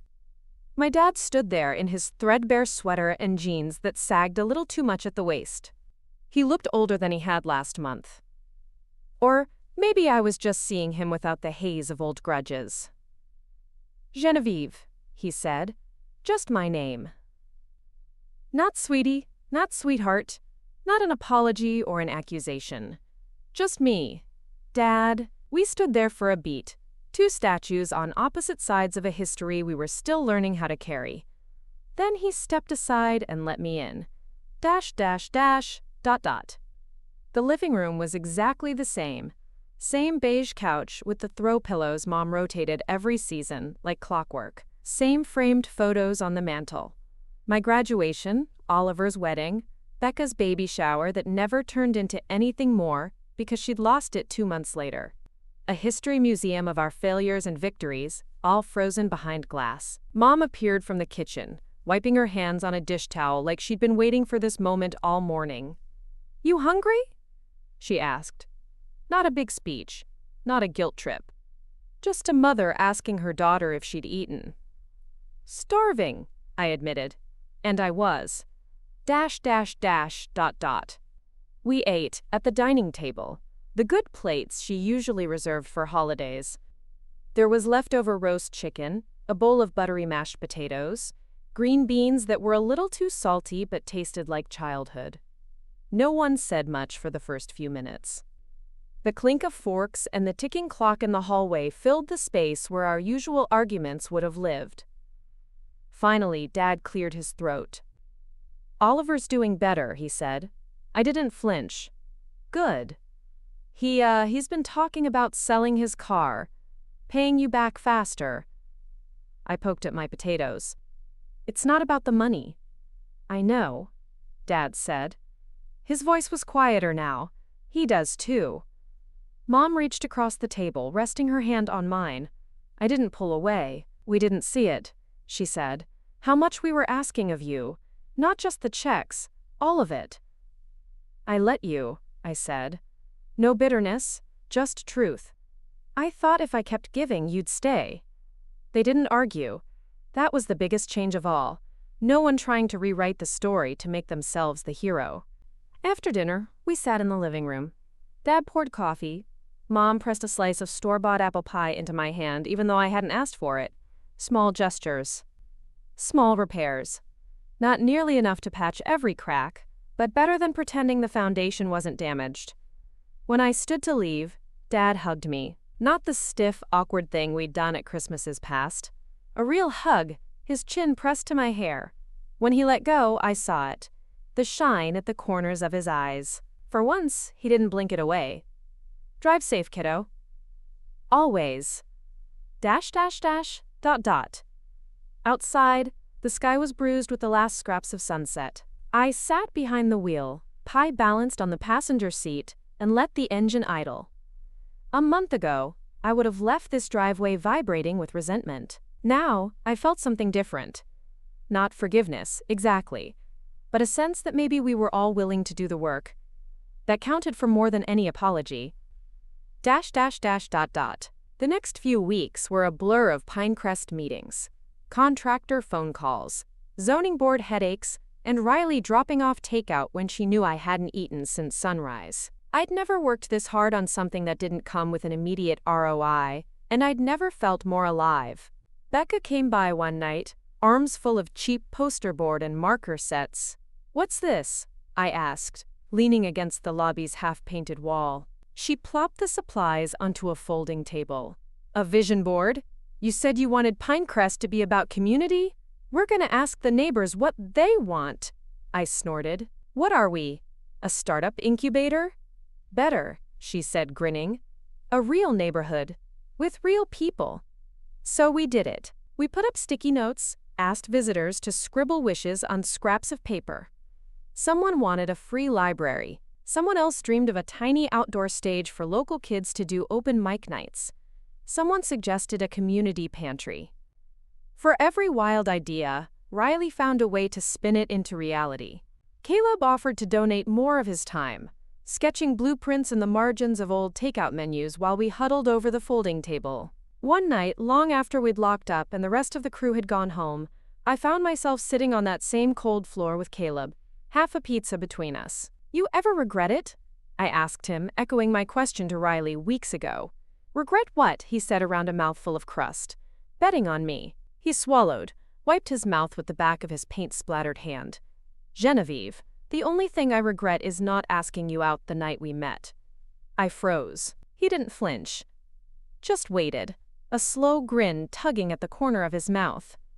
"You're serious?" I said. He shrugged. "Why not?"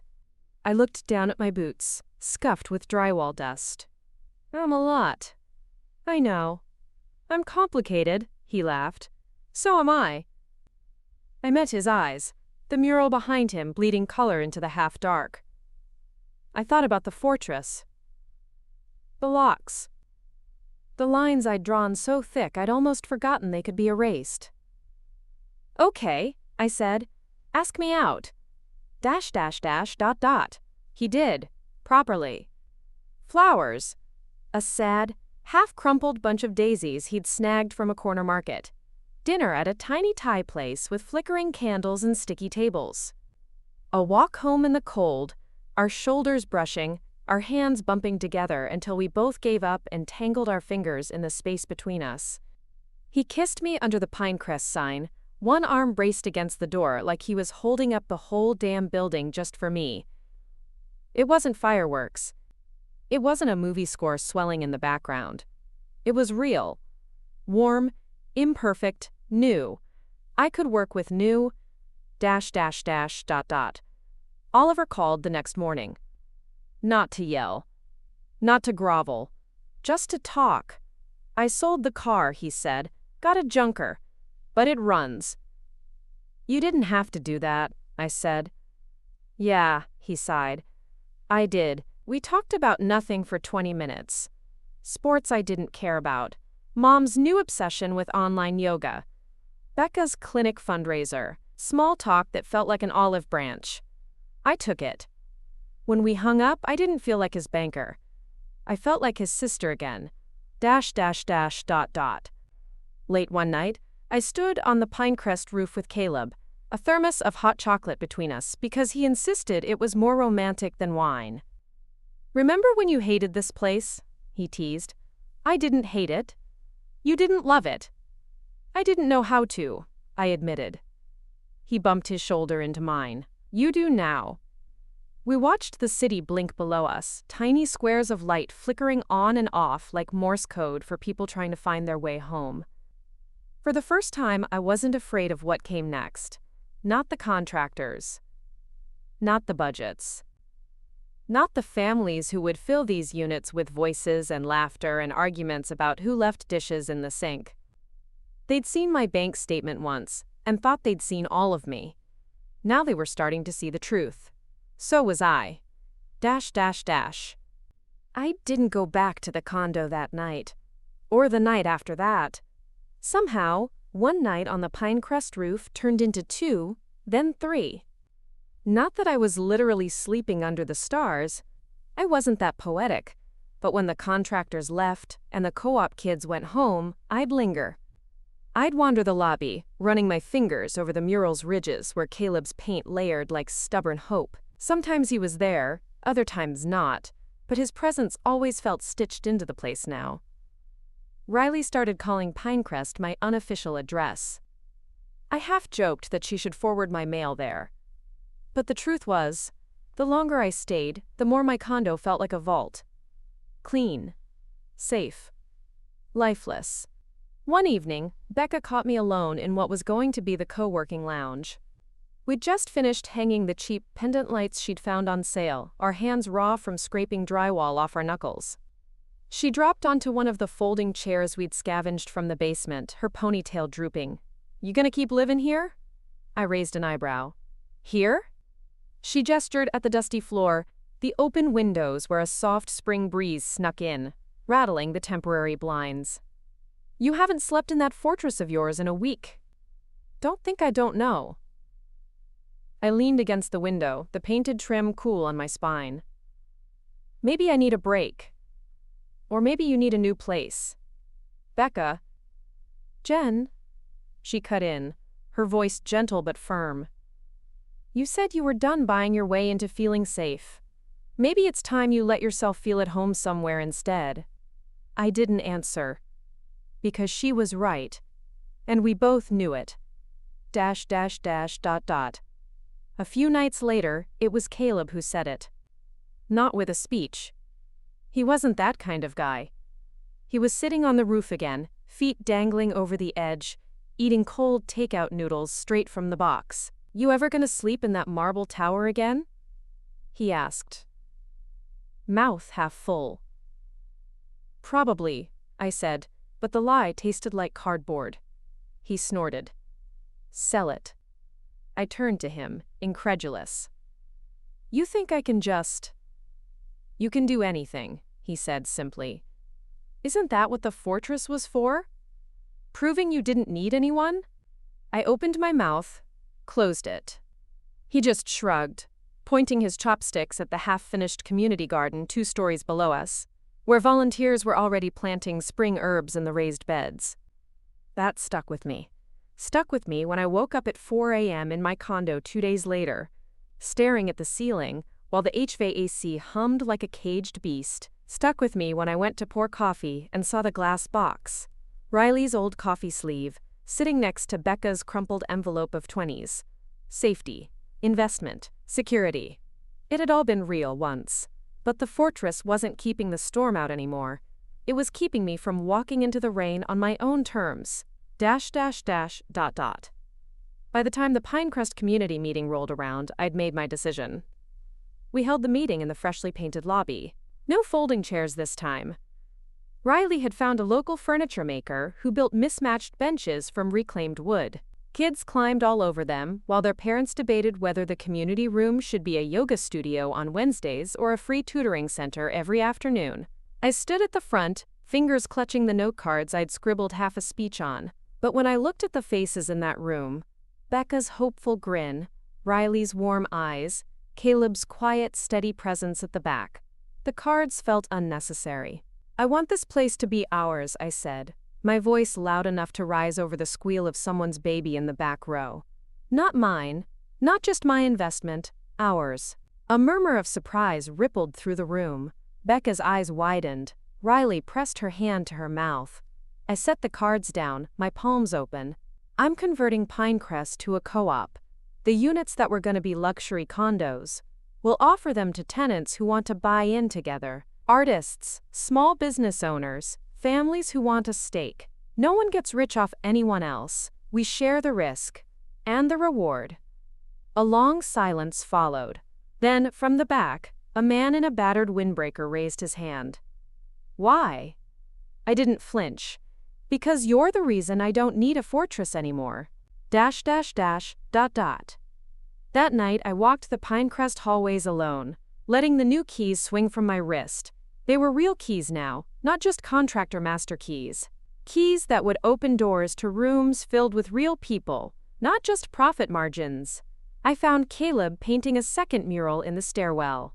This one was smaller, tucked under the landing where the light always hit it soft and golden at sunset. He looked up when he heard my footsteps. You did it, he said. I did it. You ready? For what? Seems to me, he went on, you already found your home. .. He set his brush down, wiping his hands on the rag draped over his knee. For a life that's bigger than you. I laughed, low and raw. I don't know. He stood, stepping into my space. The paint on his shirt smelled fresh, his eyes flecked with tiny specks of color. Good, he said, his voice warm against my hair when he bent to kiss me. Means it's worth it. ... I sold the condo a month later. Riley handled the paperwork. She'd always been better at the fine print than me anyway. I signed the last page on the Pinecrest balcony, the wind catching the edges as if it wanted to carry my signature right off the page and scatter it over the neighborhood I'd claimed as my own. The day the money hit my account, I didn't buy anything. Not a car, not a new handbag, not a first-class ticket to somewhere I could brag about on Instagram. I put it back into the co-op fund. Becca cried when she found out. Caleb didn't say anything. He just kissed the corner of my mouth like he was telling me, I see you. ... One night, Oliver came by. He stood in the Pinecrest lobby like he was afraid to breathe too loud, his hands shoved deep in the pockets of his coat. Nice place, he said. Yeah, I said. It's not finished. He smiled. Awkward, but real. Neither are we. We sat on one of the new benches. He pulled an envelope from his pocket. Another payment. He handed it over without ceremony, like a handshake. You still mad at me? He asked. No, I said. Are you still mad at me? He barked out a laugh. Always. We both laughed, the kind that doesn't need an apology stitched in. It felt like the closest we'd been in years. ... The mural in the lobby faded a little by summer, the sun bleaching it just enough that the colors started to blend. I didn't mind. Caleb said it made it look alive, like the building was breathing with us. The garden on the roof took root too. Herbs first, then tomatoes, then a couple of stubborn sunflowers that grew so tall they blocked the air vents. Becca ran the free tutoring program in the community lounge every afternoon. Riley's pop-up market turned into a seasonal festival that drew more people every month. And me? I started sleeping better. Not because I had more money. I still did, of course. But it didn't feel like a moat anymore. It felt like a bridge. ...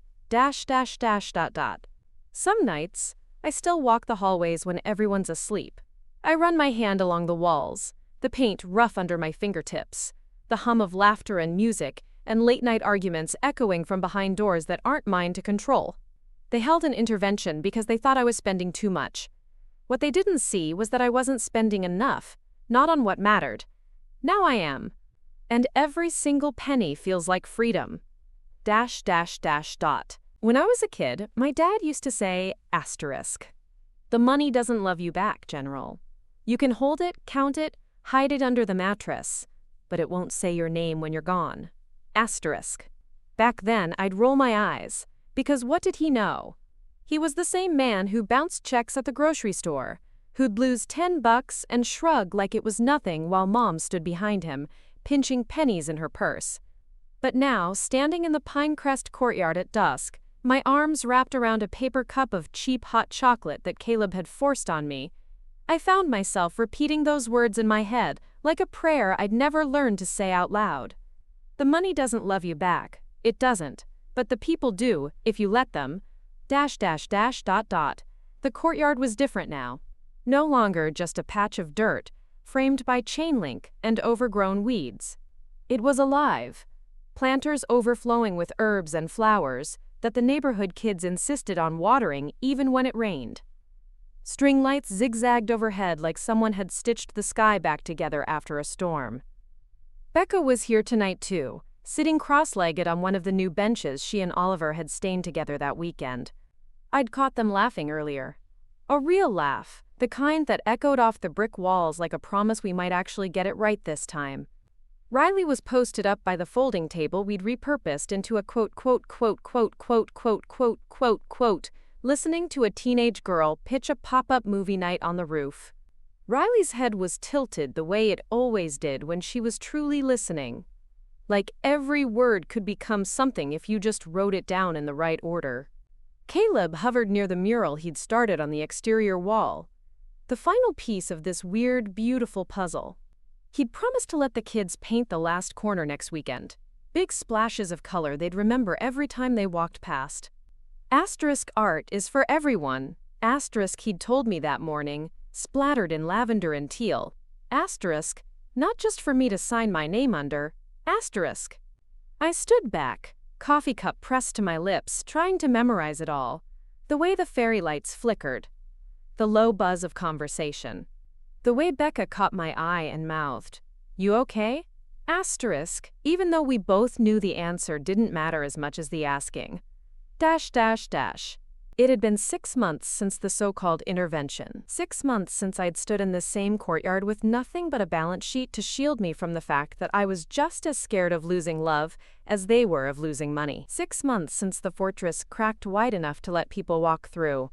Some days I still felt it. The old fear curled like a snake at the base of my spine. What if the co-op failed? What if Oliver stopped paying me back? What if the next thing I built wasn't enough to keep the ghosts out?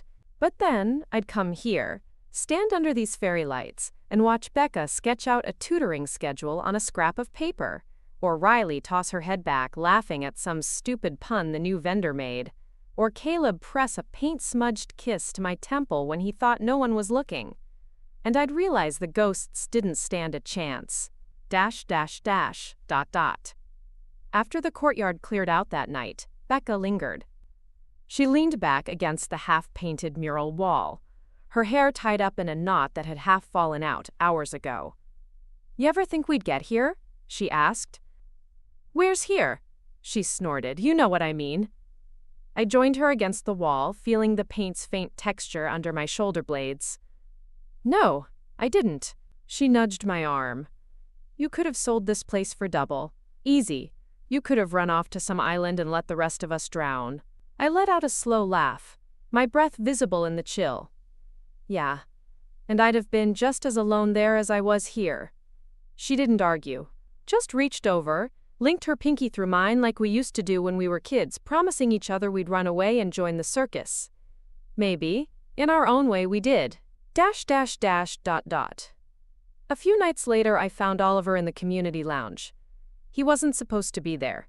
Technically no one was after 10 p.m., but rules bend when your name is on the co-op's new letterhead. And when your brother finally shows up not to ask for a loan, but to help. He'd offered to run the first movie night on the roof. Asterisk, "I'll set up the projector." Asterisk, he'd said, grinning like a kid with a new toy. Asterisk, "I owe you that much." Asterisk. Now he was slumped on the cheap beanbag chairs Riley had insisted we get for the teens. A tub of half-burnt popcorn rested on his stomach, his phone buzzing beside him with what I suspected was yet another "sorry I'm late" text from whatever girl he was trying not to mess things up with. "You staying out of trouble?" I asked, leaning against the doorframe. He shot me a lazy salute. "Trying? You?" I laughed, and it felt good. Clean. trying. He sat up, brushing popcorn off his sweatshirt. Listen, I know I've said it, but thanks for pushing me to stand on my own. Wasn't for you, I teased. Was for me. He rolled his eyes, but his grin didn't fade. Fair enough, but still, thanks. I crossed the room, flicked his forehead the way I did when we were kids fighting over whose turn it was to wash the dishes. Just keep showing up, that's all I want. He didn't promise, but when he held up the tub of popcorn for me to steal a handful, I knew he would. .. Spring turned to summer in a heartbeat. The Pinecrest rooftop garden exploded in green, herbs, tomatoes, flowers so big they seemed to lean over the edge just to show off. The mural on the courtyard wall was finished, a swirl of color that seemed to hum every time the sun hit it just right. Caleb called it community skin. Asterisk, it's alive. Asterisk, he said, tapping the concrete with the butt of his brush. Asterisk, the wall's ours now, not just yours. Asterisk. I told him he sounded like a fortune cookie. He told me to shut up and kissed me until I forgot what we were arguing about. .. One sticky evening in July, we threw our first official Pinecrest festival. Riley turned the co-op parking lot into a maze of pop-up stalls, borrowed string lights, and battered speakers that barely held a tune. Kids darted between legs with dripping popsicles. Old neighbors from blocks over came by just to see what the noise was about. They stayed for the homemade lemonade and the chance to sit on benches they'd helped paint 2 months before. I stood at the edge of the lot, arms folded over my chest, heart pounding in a way that had nothing to do with money for once. Becca found me there, a paper plate loaded with funnel cake balanced on her palm. You did it, she said, powdered sugar dusting her shirt like snow. We did it, I corrected, but she just shook her head. Don't you dare, she said. You did this, Genevieve Alden. You took that big bank vault you lived in and turned it inside out. You made it a door. I didn't trust my voice, so I just took a bite of her funnel cake and let her smack my shoulder for stealing the best piece. .. Later that night, long after the lights were down and the vendors had packed up, I found Caleb asleep in the co-op lounge, paint-streaked arms folded behind his head. He looked so at peace it made my throat ache. I sat on the edge of the couch, tracing the lines of his wrist where flecks of green paint clung like a secret. He stirred, cracked one eye open and grinned. You're staring again. Am not. He sat up, pulling me into his side. You ever gonna stop waiting for it to fall apart? I rested my head on his shoulder, the thud of his heartbeat steady against my ear. Not yet, but I'm getting closer. .. I woke up the next morning on that same couch, my hair tangled, my mind clear. Riley's voice memo was waiting on my phone when I cracked it open, the blue glow washing over my tired face. Asterisk. Don't forget, this story's yours to write. I'm just here to make sure you don't run out of ink. Asterisk. I pressed play again, and again, until my smile hurt. .. They once sat me down in a circle of folding chairs and told me I had a spending problem. And they were right. Just not in the way they thought. I'd been spending my whole life on everyone else's safety, everyone else's mistakes, everyone else's parachutes. Now I was investing in something different. Doors instead of walls, keys instead of vaults, a roof that belonged to more than my fear. And every time I ran my hand along the rough painted wall Caleb called community skin, I remembered my dad's words, the money doesn't love you back. No. But people do, if you let them. The first crisp bite of autumn came early that year, sneaking through the open windows at Pinecrest. Before the paint on the new mural had even fully dried, the nights grew longer, the air sharper, and the rooftop garden drooped under the weight of tomatoes too heavy for their brittle vines. The herbs went wild anyway, mint taking over whole planters, basil curling like it was waving goodbye to the heat. I stood on that rooftop more than anywhere else. It felt like the best vantage point for the new life we'd built. The best place to remind myself how far I'd come from the day I'd nearly thrown my entire family out of my heart for good. Sometimes I'd stand there alone, pulling my sweater tighter around my shoulders, watching the city blink awake beneath me. Sometimes Caleb would show up without a word, balancing 2 mugs of tea or cheap gas station hot chocolate. He'd press one into my hands, his paint-streaked fingers lingering on my wrist, grounding me to something real. And sometimes it was Becca who'd sneak up here, arms wrapped around a fleece blanket, her eyes sleepy but her voice clear. Asterisk, you still waiting for it to crumble? Asterisk, she'd whisper, and I'd whisper back, asterisk, not tonight, asterisk, .. By October, the co-op was more than just an experiment. It was real. Walls painted by kids who laughed too loud in the hallways, tenants who swapped fresh bread for laundry soap in the shared kitchens, neighbors who left paper plates of cookies on my desk when they thought I'd stayed up too late working on the next project. Oliver kept showing up too. Movie nights, garden work days, sometimes just to stand by the mural out front and pretend he wasn't proud of what we'd done. He'd make excuses about dropping off Becca's keys or helping Riley haul folding chairs, but every time I'd catch him standing still for a heartbeat, head tipped up, like he couldn't believe it either. He'd paid me back most of what he owed by then. The rest he insisted on finishing by the new year. I told him I didn't care. He told me he did. Maybe that was the bigger miracle. ..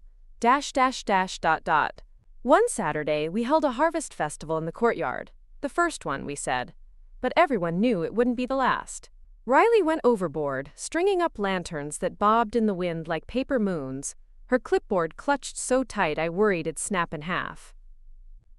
Becca organized a bake sale for the tutoring program. Caleb offered free face painting but ended up with 3 kids decorating his forearms instead.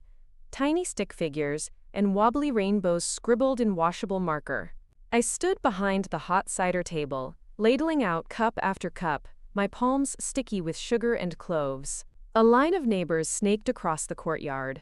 Some I'd met in committee meetings, others I barely recognized except by the way they'd started waving when they saw me on the street. Hey, General, hi, General.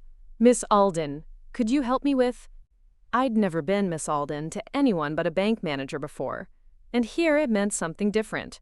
Not distant or cold, but steady, known.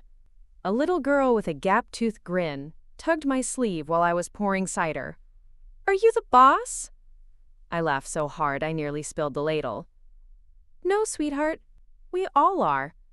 She seemed satisfied with that, scampered off with her foam cup steaming in her mittened hands. ..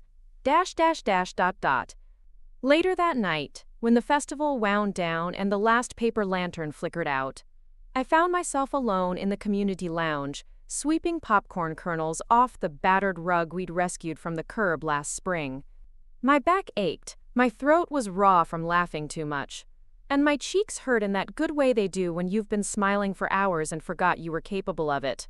Riley came in, humming some corny pop song under her breath. She stopped when she saw me on my knees, broom in hand. Boss lady doing the grunt work? She teased, kicking a stray kernel toward me. I flicked it back at her. Takes one to know one. She dropped onto the couch with a dramatic sigh, hugging a throw pillow to her chest. I can't believe it. Look at this place, General. Look what you did. I shook my head. What we did? She narrowed her eyes, like she was trying to memorize my face. Remember when you used to hide behind words like Common D because you didn't want to admit you built this? I rested my chin on the broom handle. Yeah. And now? She tossed the pillow at me, smirking. Now you're just annoying about it. I grinned. Good. ... A few nights after the festival, Caleb dragged me to an empty unit on the 4th floor. He'd been acting twitchy all week, eyes darting from me to the door to the mural like he had a secret stuffed under his hoodie. Close your eyes, he said when we stepped inside. I narrowed my eyes at him. Caleb, trust me. I rolled my eyes so hard they almost got stuck, but I did it. I let him guide me forward, his paint-rough palms warm on my shoulders. When he told me to open them, I nearly forgot how to breathe. The walls were covered in sketches. Rough, half-finished, but unmistakably, so mess. The mural from the lobby recreated in pieces. Pinecrest walls, the rooftop garden, kids' faces I recognized from the tutoring program. Becca's unmistakable grin, Riley's messy bun. Oliver's sideways smirk. In the middle, a figure I almost didn't recognize until I saw the tiny, battered coffee sleeve drawn in her back pocket. "Is that you?" Caleb said, shrugging like it was no big deal. "I figured the building should remember you too."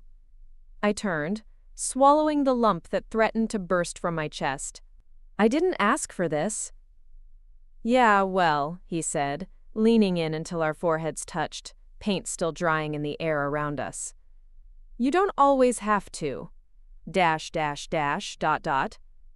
I stayed late that night, tracing the lines he'd drawn, my fingers brushing each face like a benediction.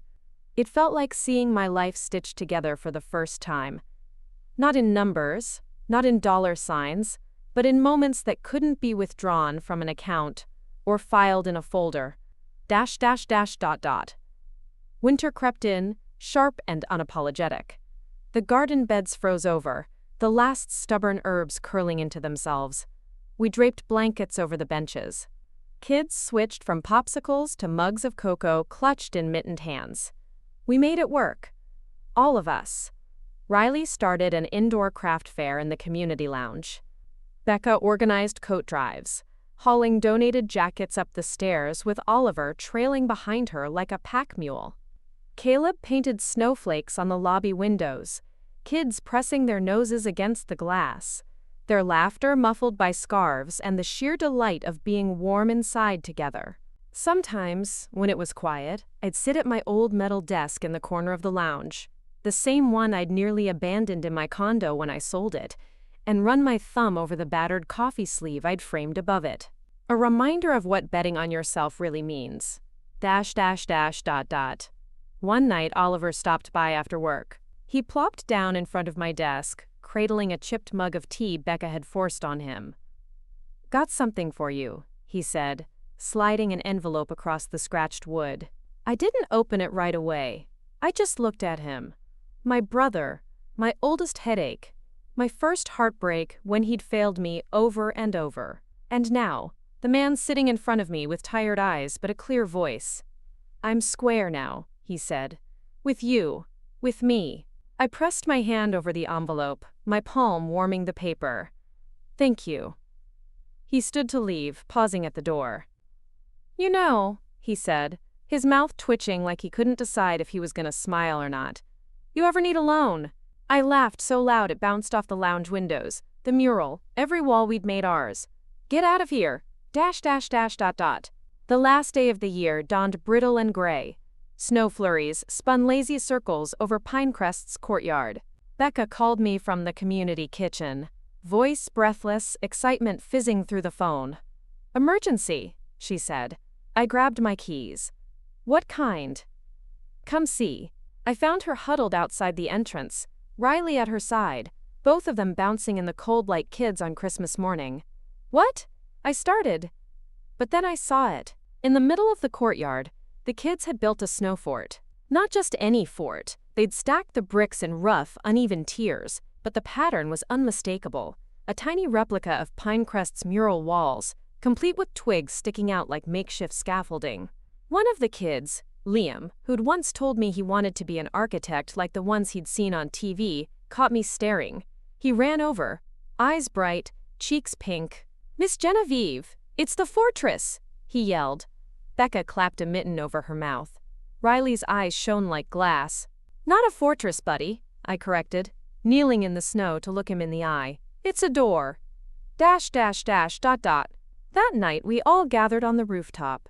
A ragtag mess of co-op neighbors, kids bundled like marshmallows, Oliver shoving paper cups of cider into every hand, Becca fussing with the battery-powered lanterns, Caleb's paint-flecked fingers brushing snow off my shoulders when he thought I'd catch a chill. When the clock struck midnight, the city below us erupted in fireworks, reds and blues and greens blooming behind the skyscrapers like the mural come alive in the sky. I looked around at Riley with her phone raised to film it all, at Becca cheering like she was 16 again, at Oliver whooped into the cold air like he'd just won the lottery, at Caleb, arms wrapped around my waist, his chin on my shoulder, his breath warm against my hair. This was my bank statement now.